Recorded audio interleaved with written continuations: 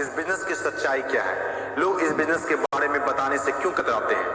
लोग इस बिजनेस में काम करना क्यों नहीं चाहते हैं? क्यों डायरेक्ट सेलिंग बिजनेस में इतनी नेगेटिविटी है? क्या है इसकी वजह? डायरेक्ट सेलिंग बिजनेस आने वाले वक्त का सबसे बड़ा बिजनेस है। क्यों? अगर आज आप दूसरी कंट्रीज को देखें, जो कंट्रीज आज डेवलप्ड है, उन सभी कंट्रीज के अंदर डायरेक्ट सेलिंग बिजनेस का बहुत ज्यादा प्रायोरिटीज दी जाती है, क्योंकि डायरेक्ट सेलिंग बिजनेस लोगों का बिजनेस है और जब तक दुनिया में लोग रहेंगे तब तक ये बिजनेस चलता रहेगा, क्योंकि ये बिजनेस लोगों पर डिपेंडेड है। जब तक लोग खाते रहेंगे, नहाते रहेंगे, कपड़ा पहनते रहेंगे, तब तक ये बिजनेस आपका चलता रहेगा। अपने इंडिया में कुछ लोग इसे फंसने फंसाने का काम बोलते हैं और कुछ लोग ये मानते हैं कि जिनके पास करने को कोई काम नहीं होता वे लोग ये काम करते हैं। मैं उन सारे लोगों से सहमत हूँ, क्योंकि उन लोगों के पास अभी तक इस बिजनेस का प्रॉपर नॉलेज नहीं पहुंच पाई है। ये हम लोगों की जिम्मेदारी है कि इतनी पावरफुल और ब्यूटीफुल इंडस्ट्री के बारे में लोगों को समझाएं। दुनिया में कुछ ऐसे भी काम होते हैं जो लोगों को आसानी से समझ में नहीं आते हैं। एक छोटा सा एग्जांपल देता हूं।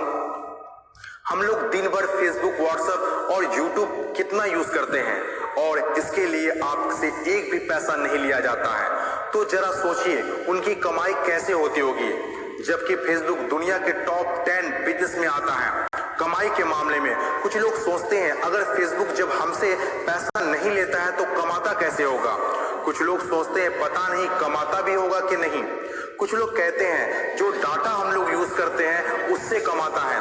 डाटा का पैसा सिम वाले को जाता है, जिसका सिम हम लोग यूज करते हैं, चाहे वो एयरटेल हो या जियो हो। ना तो जानते हैं और ना ही जानना चाहते हैं कि कमाई आखिर कैसे होती है। दोस्तों, सबसे पहले आपके लिए ये जानना जरूरी है कि कोई भी इंडस्ट्री कैसे चलती है और कैसे बनती है। किसी भी नई इंडस्ट्री को चलने के लिए 4 फेज से गुजरना होता है। पहला जो फेज होता है वो होता है नेगेटिव फेज, और आज direct selling industry negative phase में है। ये फेज हर नई इंडस्ट्री को झेलना ही पड़ता है। जब भी मार्केट में नया बिजनेस आता है तो लोग पहले उसे ठीक से समझ नहीं पाते हैं और अनदेखा कर देते हैं। जैसे बैंकिंग सेक्टर के साथ हुआ, इंश्योरेंस सेक्टर के साथ हुआ, टेलीकॉम इंडस्ट्री के साथ हुआ। पहले ना तो लोग बैंक में पैसा जमा करते थे और ना ही इंश्योरेंस लेते थे, क्योंकि लोग डरते थे, किसी पर भरोसा नहीं था। लेकिन आज देखिए यही इंडस्ट्री है जिसके बिना किसी राज्यों की कल्पना करना असंभव है। जब नई नई प्लास्टिक इंडस्ट्री स्टार्ट हुआ तो 95% लोगों ने इनकार कर दिया, ये कहकर कि यह पॉसिबल नहीं है।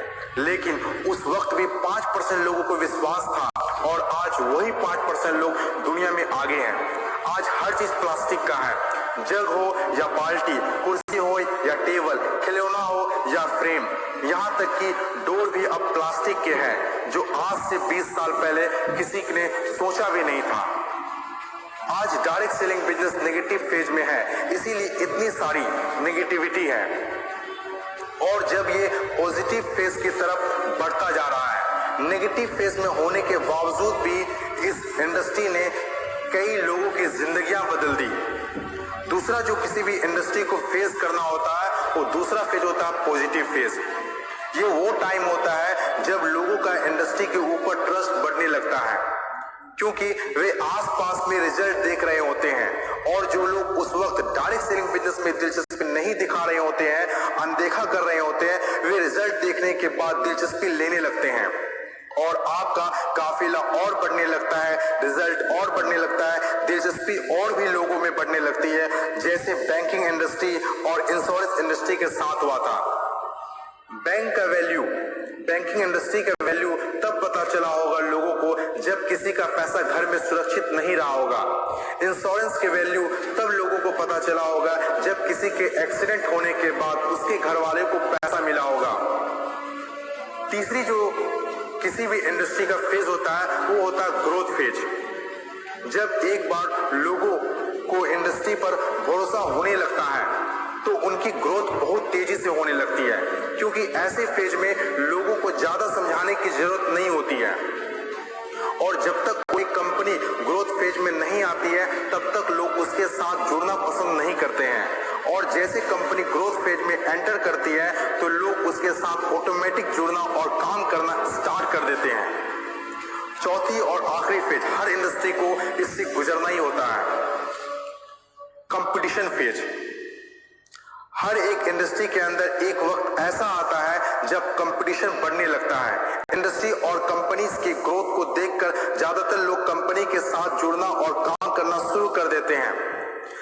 ज्यादातर लोग ज्यादा प्रॉफिट के चक्कर में कंपटीशन होने लगता है। फिर चाहे कोई सेक्टर हो, बैंकिंग सेक्टर हो, टेलीकॉम सेक्टर हो या ऑनलाइन शॉपिंग हो, आज के टाइम पर हर सेक्टर में हाई लेवल कंपटीशन है। ये टाइम हम सब के लिए बेस्ट टाइम है इस इंडस्ट्री को जानने के लिए, समझने के लिए और इसे करने के लिए।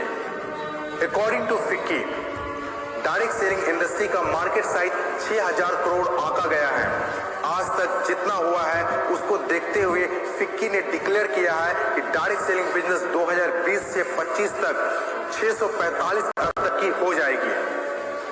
आपको इस बात को जानना बहुत जरूरी है कि अमेरिका, ऑस्ट्रेलिया, चीन, जापान, कोरिया और सिंगापुर जैसे बहुत बड़ी बड़ी डेवलप्ड कंट्रीज ने डायरेक्ट सेलिंग बिजनेस को बहुत हद तक अपना लिया है और वहां के सिटीजन भी बहुत जागरूक हैं। बदलाव के बिना तरक्की नहीं की जा सकती है और जो लोग अपने सोचने का तरीका नहीं बदल पाते हैं वे लोग अपनी जिंदगी में कुछ भी नहीं बदल पाते हैं। नोकिया, कोडेक जैसी बड़ी बड़ी कंपनियां चलाने वाले लोग भी अपने सोचने का तरीका नहीं बदल पाए, इसीलिए अपनी शानदार शुरुआत के बाद भी वो वक्त के साथ इतिहास के हिस्सा बन गए। इन तमाम बातों में से मैं एक बात बताना चाहता हूँ, बदलाव ही प्रकृति का नियम है। बदलना तो तय है, जो वक्त से पहले बदल गया उनकी जिंदगी बदल गई और जिसे वक्त ने बदल दिया उनकी भी जिंदगी बदल गई। फर्क साफ है, अगर वक्त के साथ बदल गए तो ठीक, वरना वक्त ने बदला तो बहुत तकलीफ होगी।